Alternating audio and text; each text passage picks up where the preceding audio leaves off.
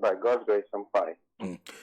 Well, so let's start with the whole concept. First, I would like to listen to what you think, and because there's been a whole discussion on it. You're now hearing the Dr. Bawumia talking about it. Many communicators of a new patriotic party are talking about. They are talking about the fact that it's unrealistic, but you also hear a night market idea being explored in the budget. What do you think? Okay, Sana, the day I heard former President John Mahama talk about a 24-hour economy, I was so excited. I've had this debate with my friends for so many years.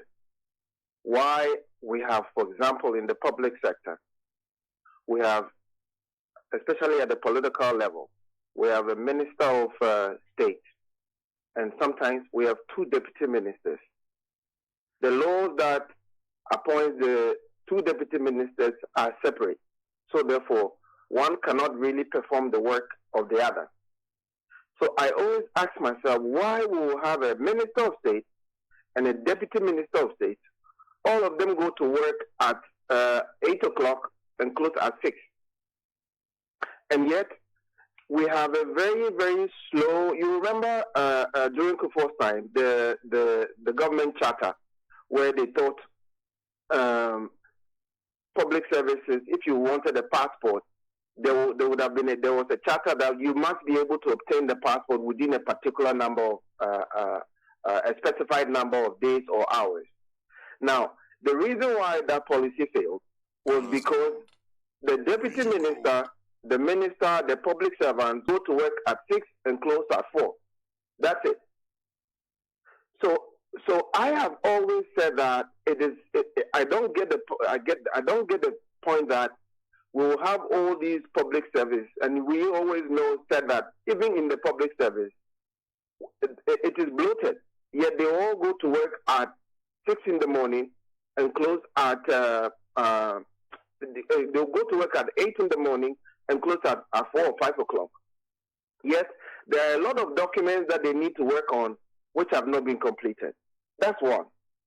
The second thing is that I've heard the Vice President's opposition to this 24-hour economy, and I am completely shocked. How can a man think that digitization is the way to go for an economy, or a digital economy is the way to go, and yet still find wisdom to oppose a 24-hour economy? Because the whole essence of a digital economy is that no matter the time, okay, because I don't have to go and sit and queue at the bank to be able to withdraw money. I can actually sit on my computer 2 a.m. in the night and withdraw money from my account or transfer money to someone. And that person will also have a digital platform that will make this work. So first of all, it's a tragedy of thought that a man who says he believes in digitization is opposed to a 24-hour economy. That is one. Two is the fact that a 24-hour economy is remarkable. I'll tell you one thing.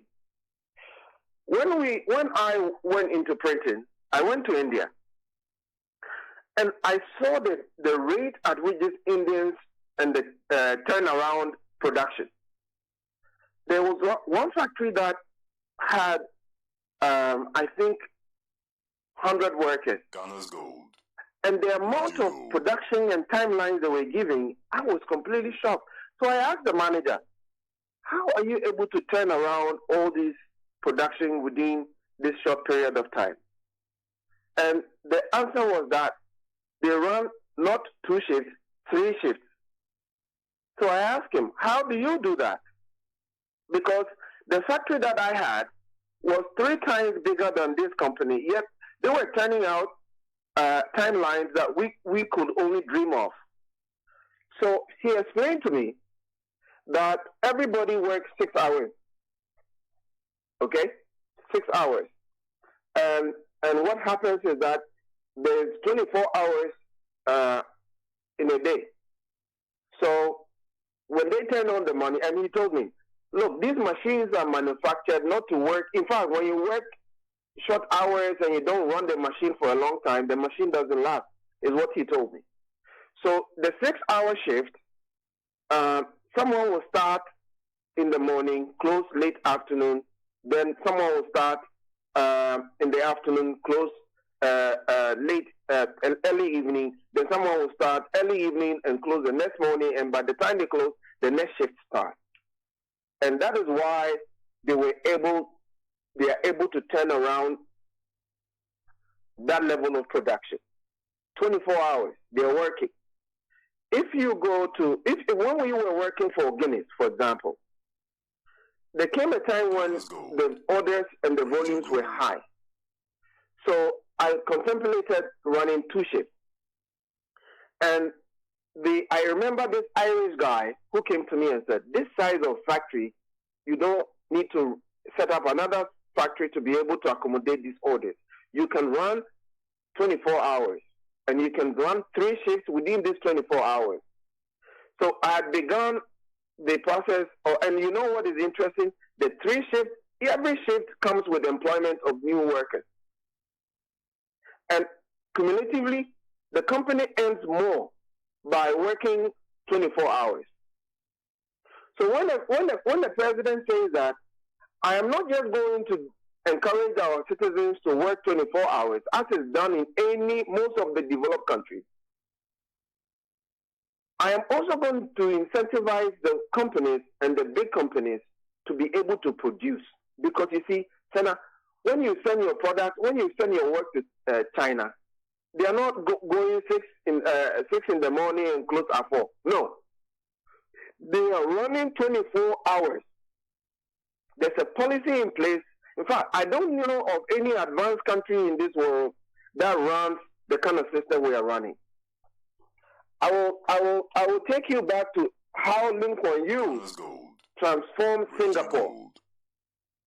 And he transformed Singapore by just looking at the financial system and said, I want Singapore to become the financial hub of the Asian world. And so he was looking for ideas that he wanted a financial system that will run 24 hours.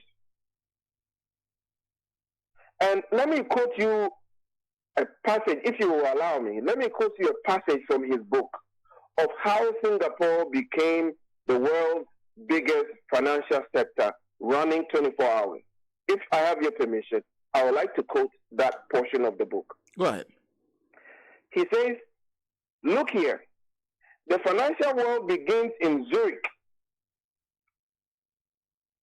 Zurich banks open at 9 o'clock in the morning. Later, Frankfurt. Later, London. In the afternoon, Zurich closes, then Frankfurt and London. In the meantime, New York is open.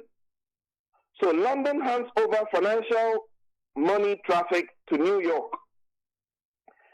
In the afternoon, New York and hands over traffic to New York. In the afternoon, New York closes. They had already handed over to San Francisco. When San Francisco closes in the afternoon, the world is covered with a veil. Nothing happens until the next 9 o'clock a.m. in Swiss time. Then the Swiss banks open again. If we put Singapore in between, before San Francisco closes, Singapore would have taken over. And when Singapore closes, it would have handed over back to Zurich. Then for the first time since creation of the world, we would have had a 24-hour round-the-world service in money and banking. Senna, when you listen to this wisdom, it tells you that people all over the world are placing themselves within the 24-hour economy. The giants of the world are working 24 hours. That is the way they're able to employ more people. That is the way you even become part of the system. So if somebody is giving you orders, if you're a factory and somebody is giving you orders, I see factories in Ghana, look, the size of the factory. I'll tell you, my mother-in-law runs an apparel factory of 7,000 workers. And most of the leadership of the factory are expatriates. They're turning out about 10 40-footer containers every week, shipping to the United States. And they are running 2 shifts. That factory never sleeps.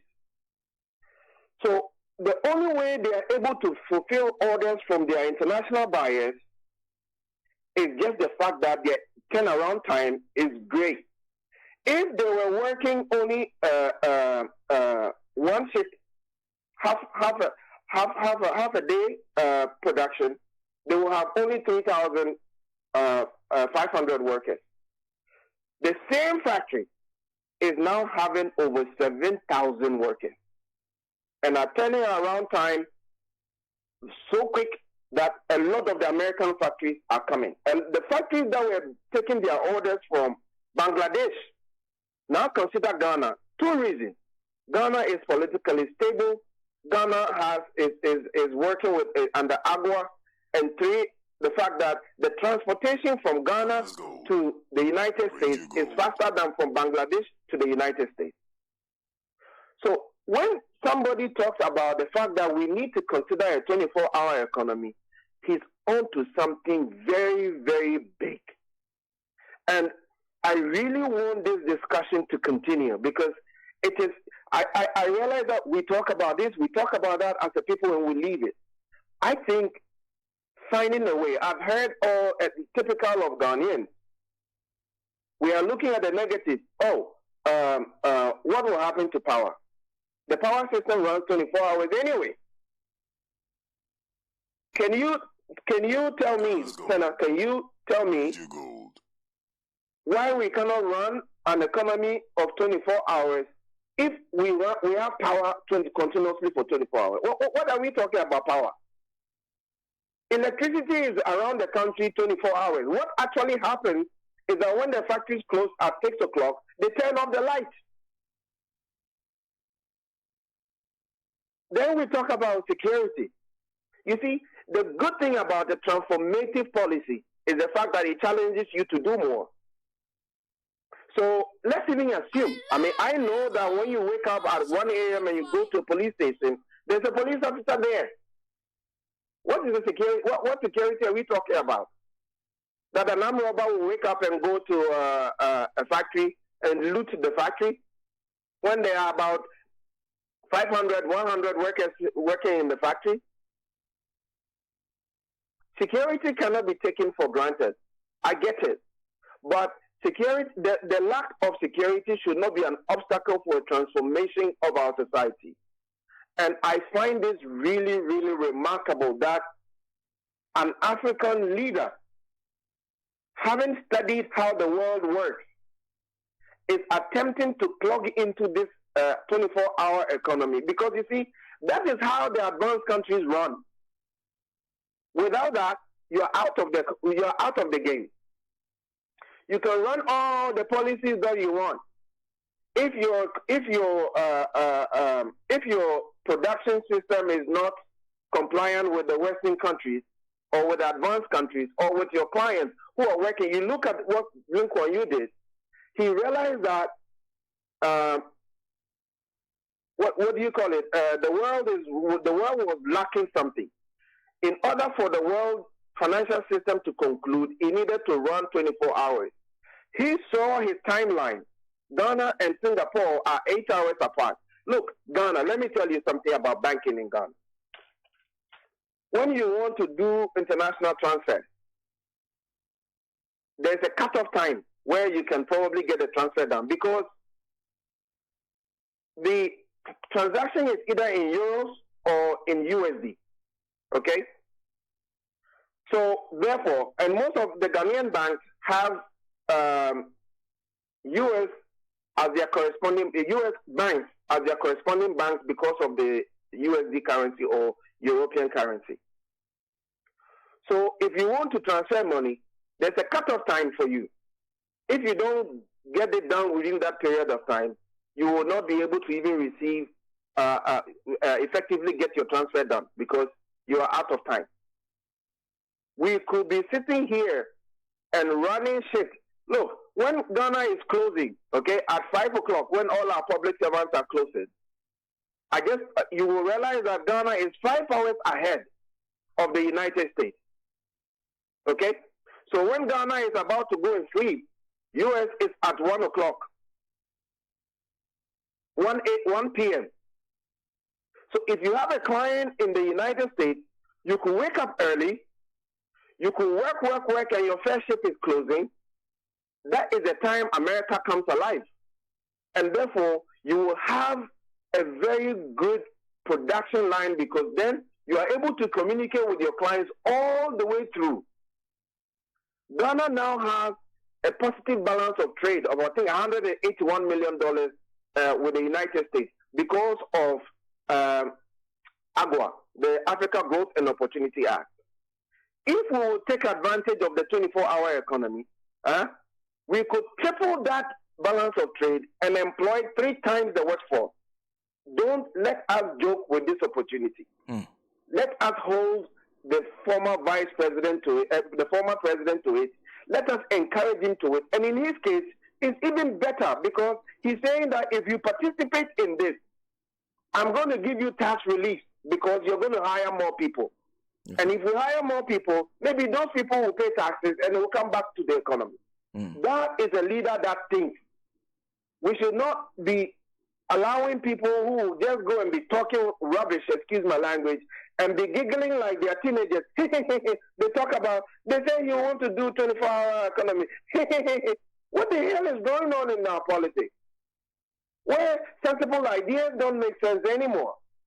Where a leader that has spent millions of Ghana's tax money for digitization now thinks that the digitized economy must go to sleep after 8 hours.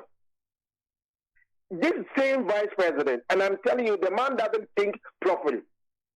This same vice president went to Rwanda and went to copy the idea of using drones to deliver medicine and brought it to Ghana and imposed that policy on Ghana. And he said that this is an effective way of delivering medicine.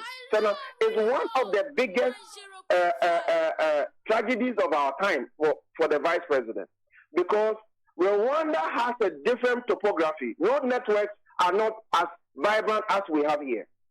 Ghana has hospitals in all regions and all districts. We have ambulances. We buy millions of dollars of ambulances to do this work. We have built road networks that connect every district and every region. And yet, we found millions of dollars to buy aircraft, drones to fly over all this architecture to go and deliver medicine. That is the kind of person we are talking about. And I'm not surprised that he's already started poking fun at something that is so transformative. Ray, thank you. Thank you. Yeah, that's Raymond Acha joining us. He's an international risk analyst. A few more messages. Kwama says, Senate Numbo, it's 2:33 a.m. I'm up, getting ready for work. There's also Lifetime Legacy who's joining us from India.